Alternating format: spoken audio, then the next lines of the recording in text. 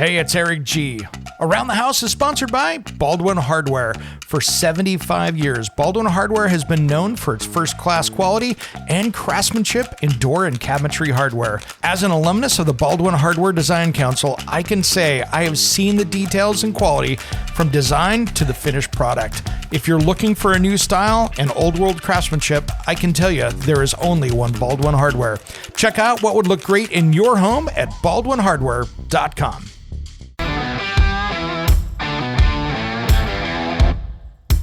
It's Around the House. There's like 4 or 5% if the makeup of women in construction, or at least, out in the field. And it's mind-boggling because the opportunities are there for them. As long as we provide support and they feel comfortable. And there's things that need to be addressed on the job site, and I'm not going to go into that, but to make them feel comfortable, to make them feel supported. I mean, there are women that I know on LinkedIn that I'm good friends with. They're doing amazing work, and they're inspiring others and other women to get into the trades. But again, that's looked upon as that women, are not, the feeling of that women are not supported in that. We need to do a better job to support women, make them feel comfortable. When it comes to remodeling and renovating your home, there is a lot to know, but we've got you covered. This is Around the House. Welcome to the Around the House show. This is where we help you get the most out of your home through information and education. Thanks for joining us today. By the way, this episode is brought to you by Root Quencher and rootquencher.com. If you've got trees, shrubs, bushes, and you're wasting water when you're watering them or you want to cut it back, check out rootquencher.com. Those guys have spikes that put water right into the roots and not all over the top where it runs down the hill and doesn't end up where you want it to. If you want to save money, go to rootquencher.com. Today, we are going to talk about something that is this massive tidal wave that only a handful of people are talking about. And we've got Andrew Brown here from Toolfetch, but we're talking the trades today. Brother, thanks for coming on Around the House today. Eric, thanks for having me. Appreciate it. Man, this is such a big deal. And I don't think we can talk about it enough because I tell you what, I can't tell you how many times I'm seeing in schools, in high schools specifically right now, they've taken all the trades, right? They've removed them completely out of so many programs. Kids get forced to go to college because it's the right thing to do. And after spending $100,000 in a college education, they get out and say, hey, I'm going to go join the electrical union, or I'm going to go drive the mason union. And they get into the trades, and now they got a $100,000 bill that they really didn't need to have. Yeah. It's crazy. What's your take on this? I mean, it's happening all over, and you understand why there is this skilled trades gap, right? There's 40% of men and women retiring or at the retirement age in the next 5 or 10 years that are leaving the industry, leaving their trade. And there's a lot of people who are not coming in. There's not enough. So there's 7 to 8 tradespeople leaving. There's 1 or 2 maybe coming in. And it's really what's being pushed to the younger individuals. What's the message that's being pushed? And it's interesting when the younger generation, when they're sitting down before they sign on that dotted line for college, is there a guidance counselor saying, there's another opportunity. There's maybe a skilled trades path. And I don't feel that's being spoken about because I do feel that teachers and guidance counselors are the best marketers for college, right? Mm-hmm. And if kids have the right information, maybe they'll consider a skilled trades path instead of spending $100,000, not every school, but around $100,000, go to, trade school and spend less amount of money and for a less amount of time. And you could be working in an apprenticeship and making money at the same time. It is incredible. And I call it the big business of the college education. And the best salespeople right now seem to be the high school teachers and guidance counselors these days. And I think they're doing such a disservice. And in another show a couple of years ago, I brought up the concept that I've been waving the flag for a while, is that, if you and I go down and get a car loan and you and I walk down or get a house loan and get a mortgage, we have to kind of prove a business plan of how we're going to pay that back, right? So I would love to see that happen with a college education where, okay, I'm applying to go to college. And I wish they would ask a couple questions and say, all right, when you get out, what's the game plan for your career? Because there's so many people going out and getting and I'm not going to go after a certain group here, but what I call generally junk degrees, because I see them working at Starbucks and other places after they've spent this stuff. I wish they could actually sit there and say, hey, what's the game plan to pay this back?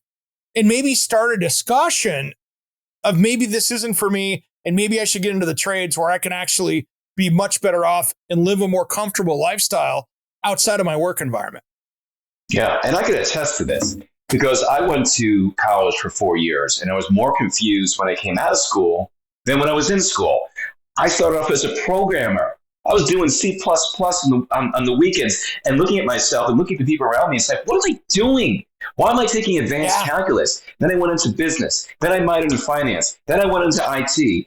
And then I had this life-changing event on 9/11, which put me in a different path for selling tools to the skilled trades. And it's just, I feel like sometimes you just don't get all the answers and you're just kind of going from major to major. And there are a lot of individuals, especially friends, who came out of school and not happy with what they're doing. They're just not happy. Or they switch completely and they do something completely different. But you've already put in a tremendous amount of investment into your education, but you go into something different. And I see that happening often.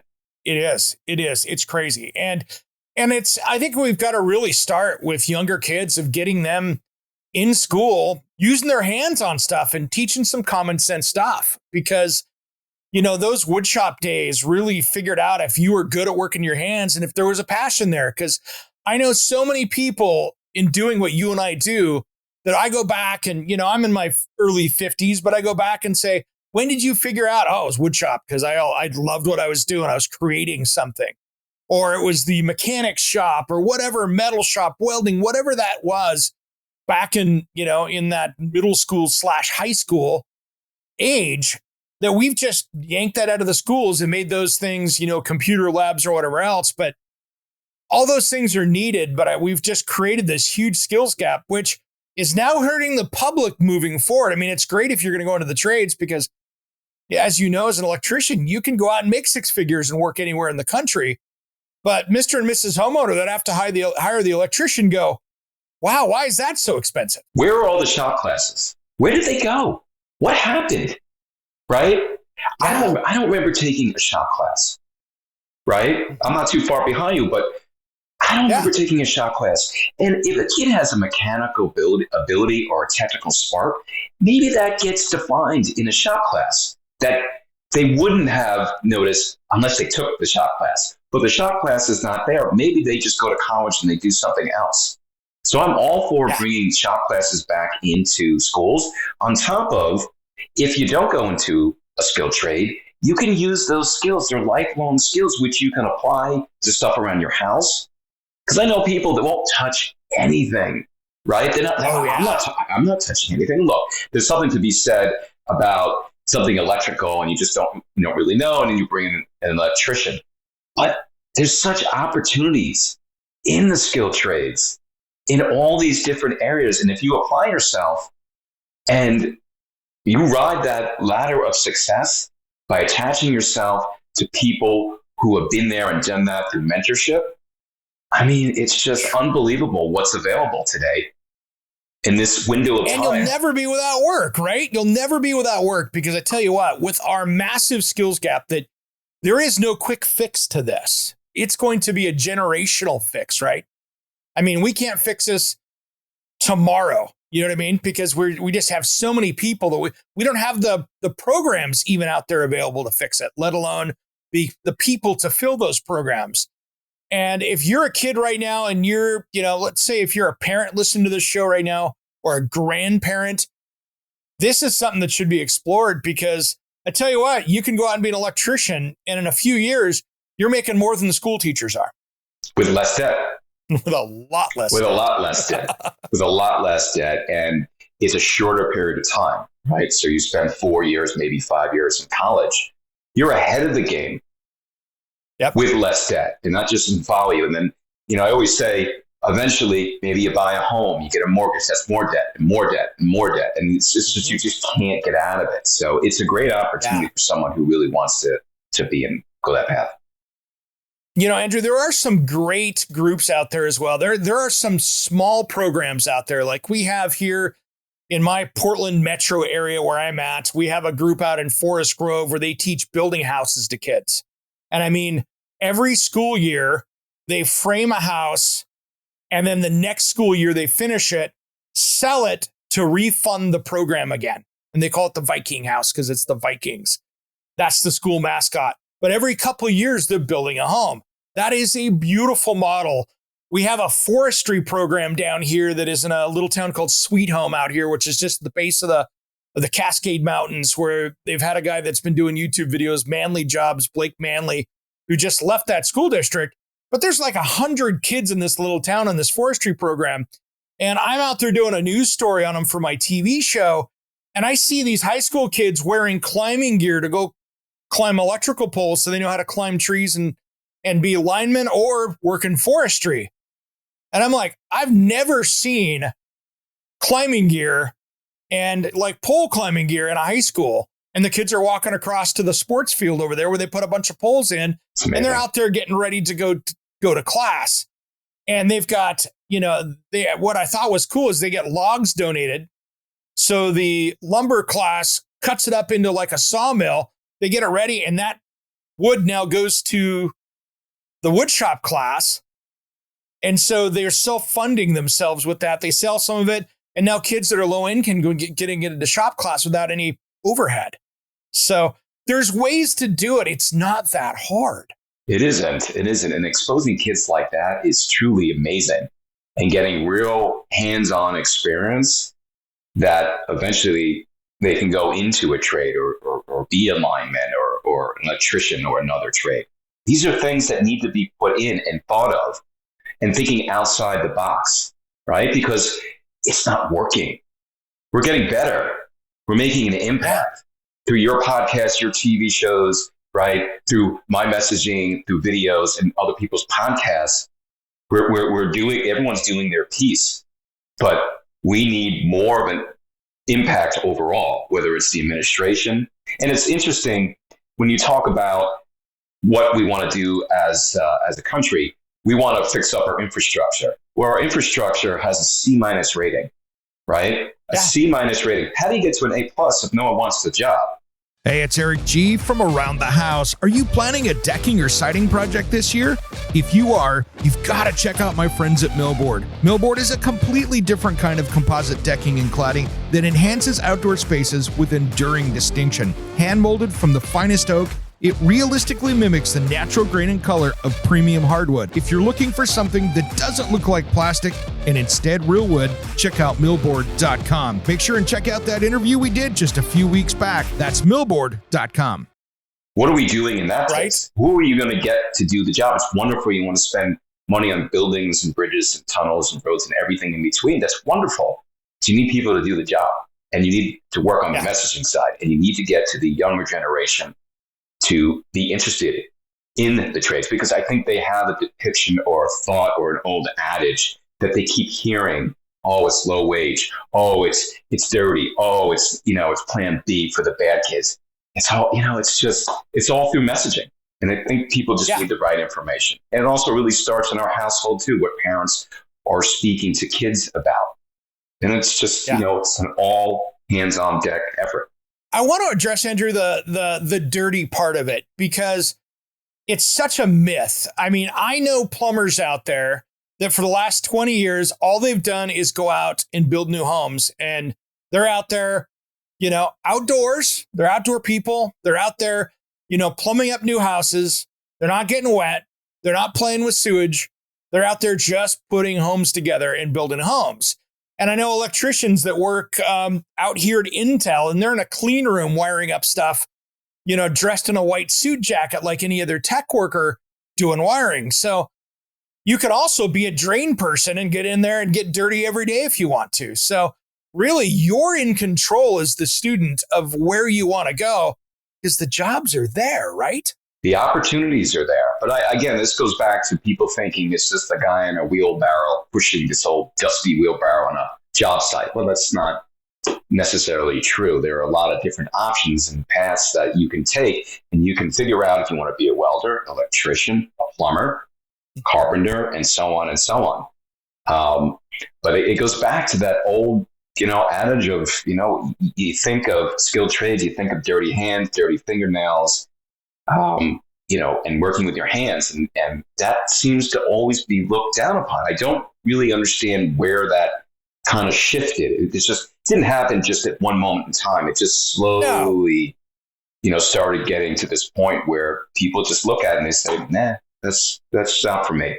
Yeah, and I think part of that has been that, it goes back into schools. It really does. That at one point we lost respect for the craftsperson out there.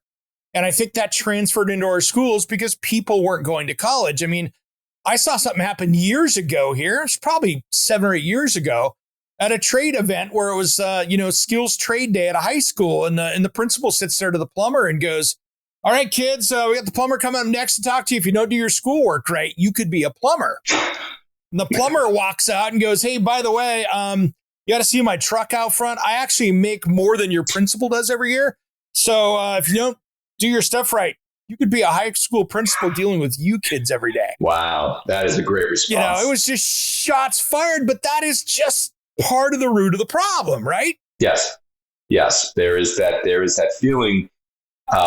When you like you said, you tell someone you're a plumber or an electrician, some people look at you like, huh. It's just that kind of that you could sense that it's like, oh, well, okay. But they don't understand that everything they do, everything in your house, your sink, your shower, your dishwasher, your heat, your AC, everything is controlled and managed and fixed by the people in the skilled trades. And if they disappear tomorrow, you'd be in a really bad spot. And you can't take for granted the people that provide the most value. And on top of it, keep our economy going. Yeah. That's going to be one of the biggest things because right now, we're seeing such a huge skills gap. Looking forward, it's growing quickly. It's not getting smaller, even though people like you are out there waving the flag. This is a tidal wave that's coming at us. It's just unaddressed by many people out there. And there's a lot of great people talking about it. Don't get me wrong. The Mike Rose of the world and those people out there that are also waving the flag, trying to do what they can. But it's a 5-gallon bucket in the Pacific Ocean of what we need to do out there. And one of the secrets I think it's amazing out there too is that it's not addressed is the women in the trades is so amazing right now, seeing how that has shifted so much recently. There's like 4 or 5% if the makeup of women in construction, or at least, out in the field. And it's mind-boggling because the opportunities are there for them.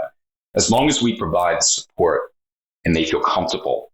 And there's things that need to be addressed on the job site, and I'm not going to go into that, but to make them feel comfortable, to make them feel supported. There are women that I know on LinkedIn that I'm good friends with. They're doing amazing work, wow. And they're inspiring others and other women to get into the trades. But again, that's looked upon as that women, are not, the feeling of that women are not supported, in that we need to do a better job to support women, make them feel comfortable, give them the skills that they need to do. But that's almost untapped. Imagine if you can, imagine if that was, you bumped it up to 20% of, our women. Right. Right. And the funny part of this is that we're starting to see, not really the funny part, but the good thing that's happening now is you're starting to see workwear companies address it, right? You've got companies out there that are making job site gear for women. That's not just a small men's piece, right? You've got the people like Keen Utility out there that are making work boots that actually fit women. And there's a lot of other companies similar to that. And this isn't a commercial for them, but we're starting to see that change, which brings more opportunity for women out there because, I'm not going to speak for women in this at all, but the last thing they need to see out there is pink vests and pink clothes and stuff like that. They want to be treated as equals, and we're making progress, but we've got to do better. Yes. And that's just a combined effort. And that's a work in progress. And then it's just piece by piece by piece and slowly changing that old adage over. It is not one thing that's going to make it work, but what you said, these little things all help and all, it all comes together and will get us to that next step or that next level. And by the way, ladies, here's another little tip and secret for you out there. If you look at people in the trades out there, in the skilled trades, whether you're a tile setter, a carpenter, an electrician, a plumber, HVAC tech, if you get into the trades and open up a social media channel that's showing what you do every day, they're making more than most of the guys are that have been there for 25 years. Exactly. They're doing well. Yes. Yes, they are. Yes, they are. Showcasing your work is the most important thing. What you do inspires others. You don't realize that. And especially on social media, even though if you don't get a like or a comment, there are people watching.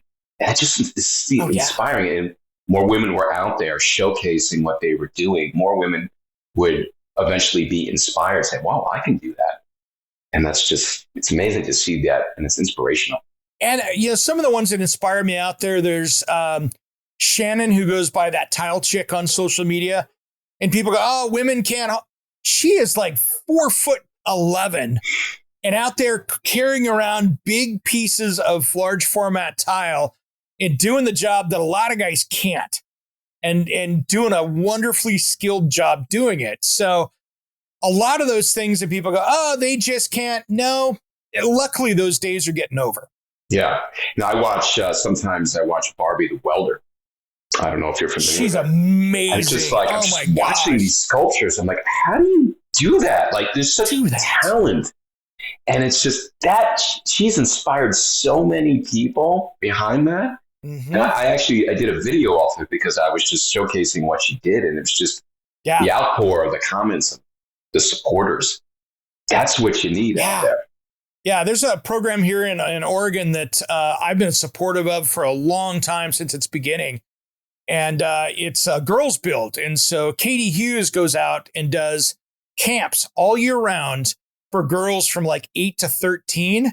And they bring the trades in. So they're going to show them, there's 8-year-old kids out there, little girls, bending sheet metal, creating ductwork. They're doing electrical projects. They're building stuff. And we're not talking just like, hey, we're going to do the Home Depot birdhouse. But they're actually out there building stuff. And they do a trades camp for a week. Yeah. It gets sold out in hours. She actually a lot of times has to do the signups at like midnight on a Tuesday, just so people can have an opportunity to get in there, because it just fills up so quickly. Yeah. I also see there's a woman by the name of Jamie McMillan. She's mostly on LinkedIn. She's up in Canada. She's an iron worker. And she's so inspirational just watching, because she works with young kids and showing them what they can do. And it's making an impact. It's making a huge impact. Again, just watching it is just, it's amazing. And we have to give a shout out to some of the guys out there, like our buddy Roger Wakefield. Sure.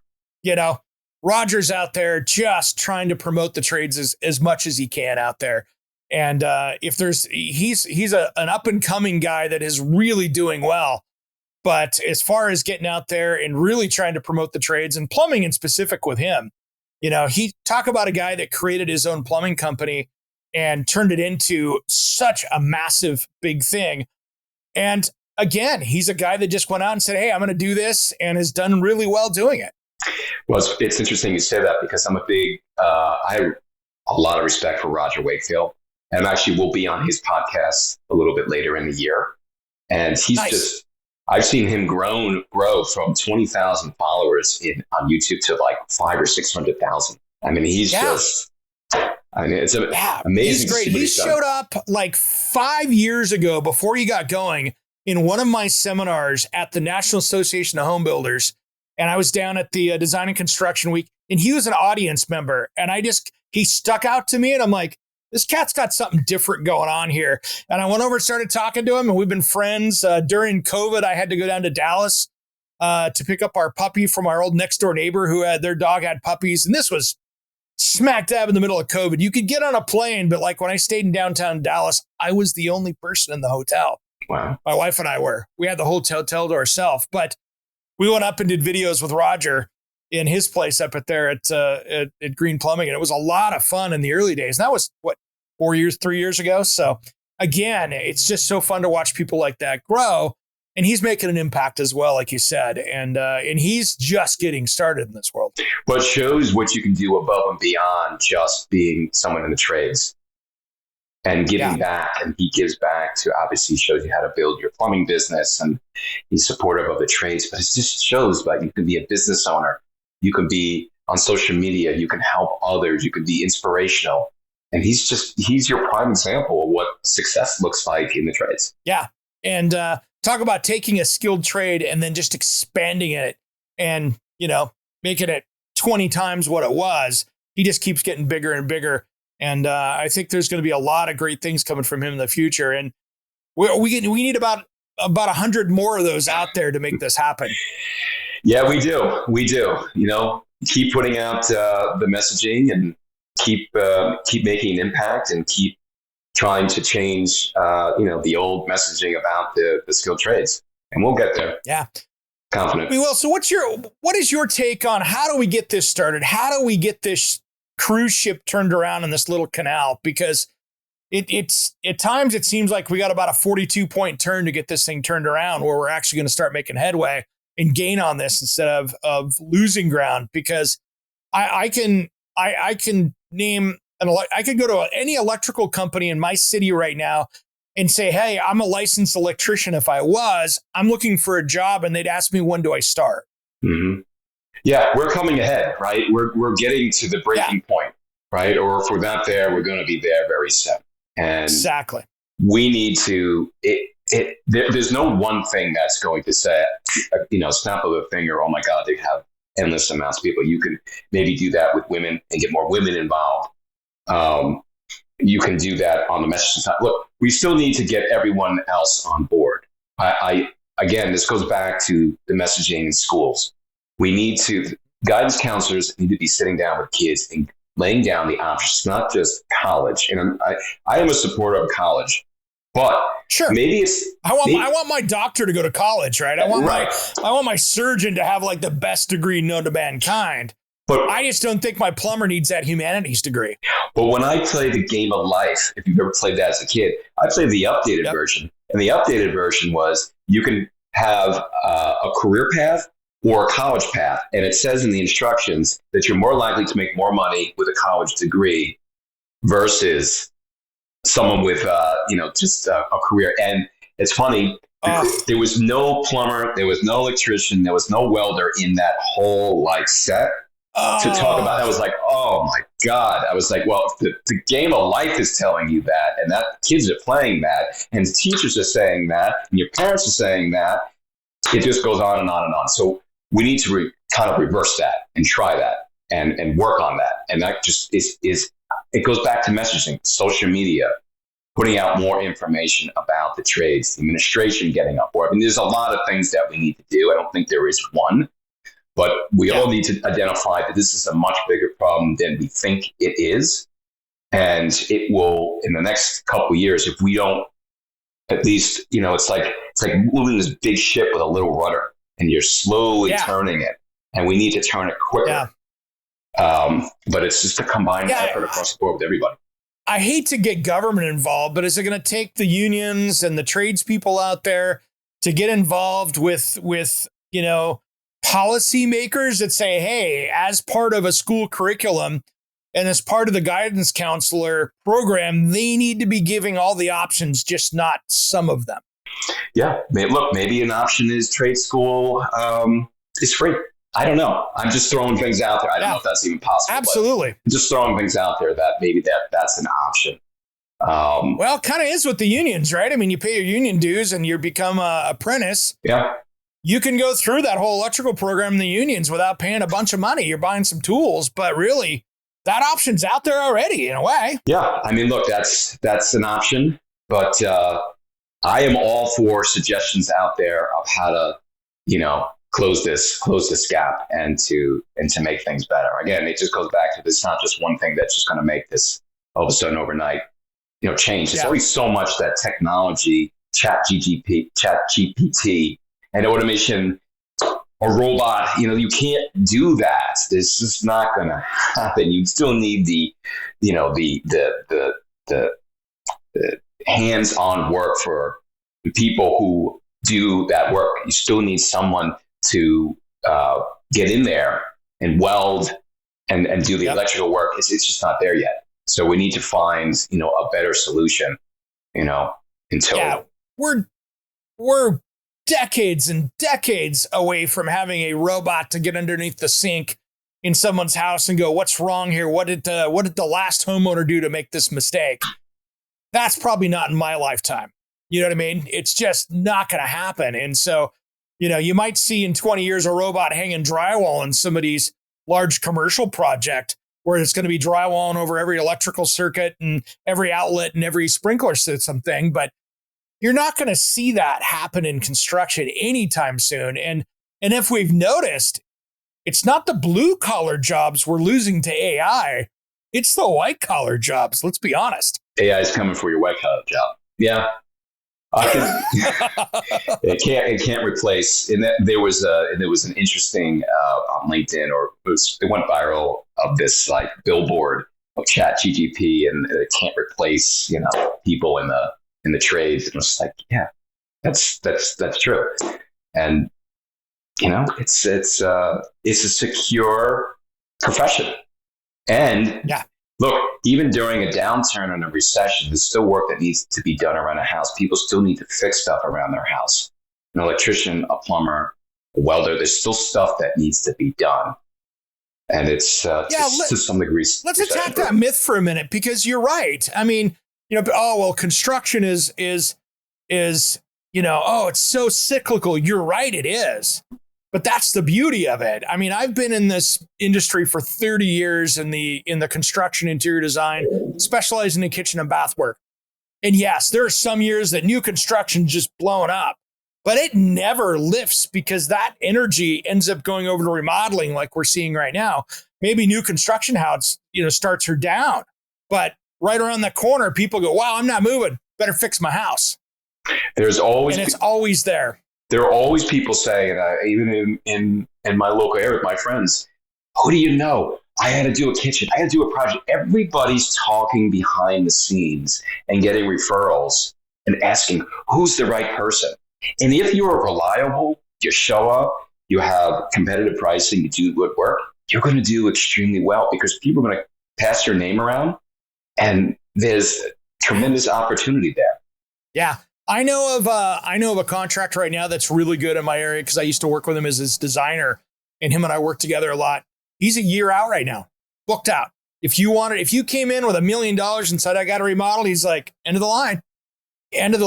Yeah. I got something interesting here. This is kind of, again, comes down to that skills, where it was something I did yesterday, and this will be coming up on a future episode of my television show. This blew my mind. I was in this, I drove past this place, found it.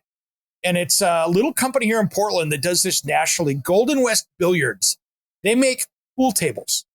I was shocked at this. I have not been in a building in my lifetime that had this many skilled people doing this level of artisan work. They're handcrafting lions on the legs of the pool tables. And that kind of just insane stuff. They had a guy on this big industrial lathe doing 12-inch round legs, and all he does is sit there for 8 hours a day and work the lathe. And I asked the guy, I said, how long has he learned? He's been doing that for 20 years. Yeah. And the only way I got him is but the Argentinian guy that we had hired for 30 years before that. When he was getting ready to retire, I mirrored him up with 3 years so he could learn that.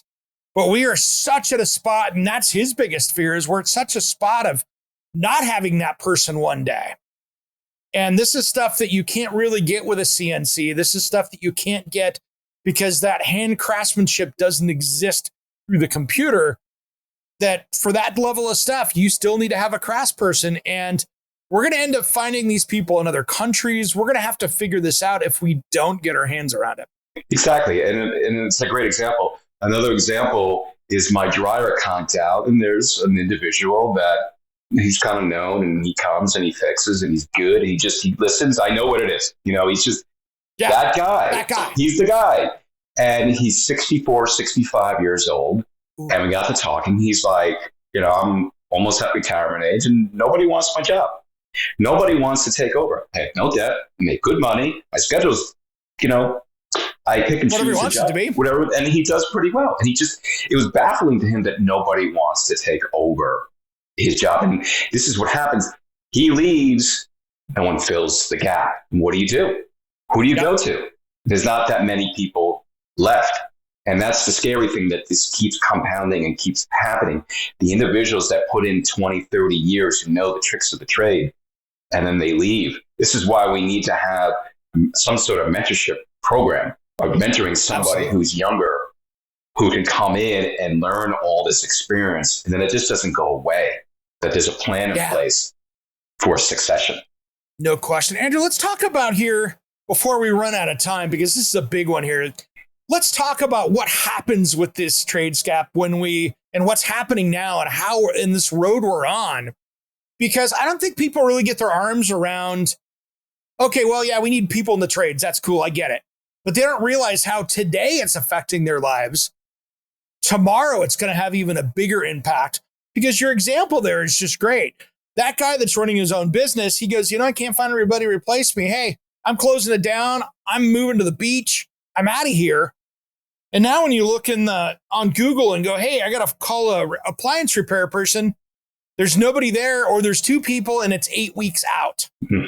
And you go, I can't live without my dryer for 8 weeks. Now I'm going to take, instead of spending $75 or $200 to fix that $800 dryer you have, you go out and buy another one. Mm-hmm. If we don't curb this skilled trades gap, just like you said, you could wait 3 or 4 weeks for a plumber. Can you wait 3 or 4 weeks and you can't flush the toilet? Something's backed up. Your septic is on the fritz. Your dishwasher doesn't work. You can compound that. Your heater's out. Heater's out. I'm freezing. My kids are freezing. It's brutally hot out. People's ACs go down, right? Mm-hmm. It's hot, and you can't find that person. That's the worrisome that I'm concerned about, that you're going to wait a lot longer and pay a lot more. It might be good for the people in the trades because they make more money. Not good for the homeowner. So, let's take that over to affordable housing for a second. That is such a big push across the United States right now, right? We've got to come up with affordable housing. I don't care where you're talking about, whether you're sitting out there in Kansas or if you're in California, it's a discussion, right? And it is wonderful for the trades that everybody's making good money out there, and it's getting harder to find those people. So those people make more money because you're going, hey, I got to pay them this. We're going to have less affordable housing down the road when it comes to new construction homes, because that labor rate just keeps going up and up and up just because of, demand. You keep passing down the cost, right? Eventually it's the homeowner that just has to pay more for the same item. That could be said for a lot of things, and inflation and things like that. But this is what's going to happen, and that we need to curb this and be proactive, not reactive here. I want to focus on, being proactive. Reactive is like it's already happened, and it's, we're just reacting. Being proactive. This is exactly why we need to keep, I'll say it again, it goes back to the messaging. It goes back to trying to get the younger generation involved, and to change that old adage that it's not a dirty, low-end job that people assume with, and that it can be a high-paying job if you put the time and effort in and learn the skills and learn the trade. We just, again, need to work together. Exactly. And that's really what it's going to take. And it's we've got an interesting decade ahead of us with so many people that are the brain trust of construction and, remodeling right out there that are getting ready to head to the beach and call it a retirement. And we've got to be able to get people in to fill those shoes. Exactly. So any other tips, man, that we can do to get people going in this? I always love getting your wisdom on this stuff because you're somebody out in the trenches that are just fighting it out every day out there trying to spread the word. Showing up every day. You can't just not show up. And this is why I keep showing up on videos, because I feel like if I'm not showing up, I'm doing an injustice. I'm not doing my job, because the hard part is staying consistent. You keep knocking, you keep yelling, you keep screaming, you have a mic, and you don't get you don't feel like you're making an impact, but I feel like I am.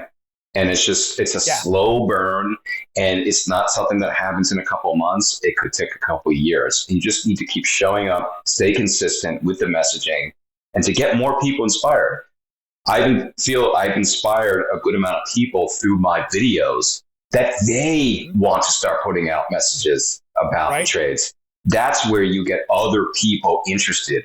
Like Roger Wakefield, you're watching him, I'm inspired by him, or Jamie McMillan, and with the ironworkers, women, it's just, that's what you need to keep doing. And those individuals need to keep showing up, because if they don't, that's yesterday's news.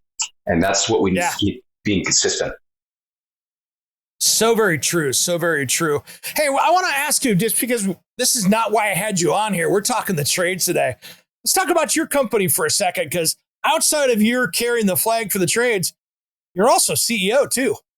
I am. And I want to provide some context to really why I do this. Just a quick story. Yeah, let's do it. Because absolutely, some people ask me, well, I don't really understand your background. So just to give you some context, on September 11, 2001, when I was 23 years old, I was living in New York City at the time, and the planes had just hit the buildings.